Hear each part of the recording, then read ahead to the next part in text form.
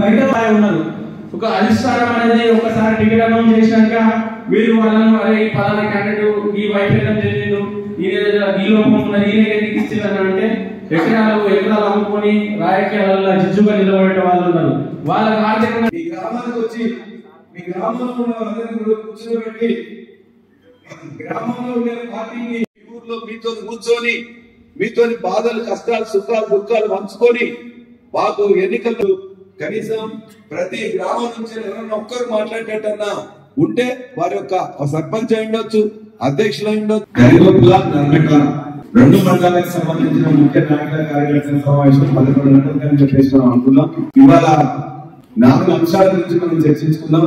ఒకటి, గ్రామాల్లో మన పార్టీ ఐక్యంగా ఉండి కార్యక్రమాలు చేసుకోవాలి. ఆ కార్యక్రమాలు చేయడంలో 4 ప్రధానమైన అంశాల మీద రేపటి నుండి మీ గ్రామాల్లో గ్రామ సభలు జరగబోతున్నాయి.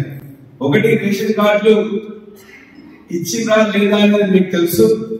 ఇస్తే ఎవరికి ఇచ్చిందో ఎవరికి తెలుసు. ఎవరికి ఏం దాని మీద మనం ఏం చేయాలని చెప్పి చర్చించుకున్నాం. 2, ఇళ్ల కోసం ఇల్లు లేని పేదలందరూ అప్లై చేసుకున్నారు.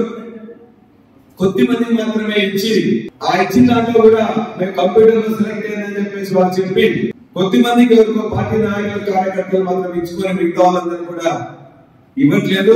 దాని గురించి కూడా మనం చర్చించి ఏం చేయాలని చూడాలి.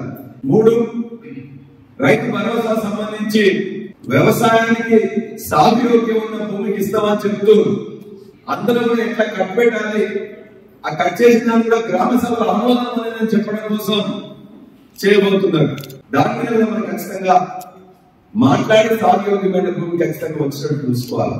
4, ఉపాధి హామీ కూలీల గురించి ఎవరికైతే భూమి లేదో భూమి లేని వాళ్ళకి ఇస్తామని చెప్పి మన తిరకాసు పెడుతూ 1,00,00,000 కోటికి పైన ఉపాధి హామీ వాళ్ళు ఉంటే 6 లక్షల మంది మాత్రమే ఇస్తామని చెప్పి అందులో కూడా మా నాయకులు కార్యకర్తలకే ఇస్తామనుకున్న విధంగా కాంగ్రెస్ పార్టీ నాయకత్వం ప్రభుత్వం ఇలా 6 లక్షల మంది మాత్రమే సెలెక్ట్ చేసింది. వీటన్నింటినీ ఎండగడుతూ మనం రేపటి సభలో ఏం చేయాలనే దాంట్లో చర్చ. 1, రాష్ట్ర రాజకీయాల్లో మనం రోజున బురద వస్తూ కేటీఆర్ గారు అభివృద్ధి చేసిందని, కేసీఆర్ గారు అభివృద్ధి చేసిందని, కాళేశ్వరం అభివృద్ధి జరిగిందని, ఫార్ములా ఇది జరిగిందని ఏదో ఒకటి చెప్పి మొత్తం డైవర్ట్ చేస్తున్నారు. 4వది, మనం ఇవాళ చేసిన అభివృద్ధి కార్యక్రమాలు కానీ తరిగొప్ప ప్రాంతంలో 15 గ్రామాలకు నీళ్లు రాబోతున్నాయి. ఆ నీళ్లు వస్తున్న తర్వాత ప్రజానికం మొత్తం ఖచ్చితంగా సంతోషంగా ఉంటారు.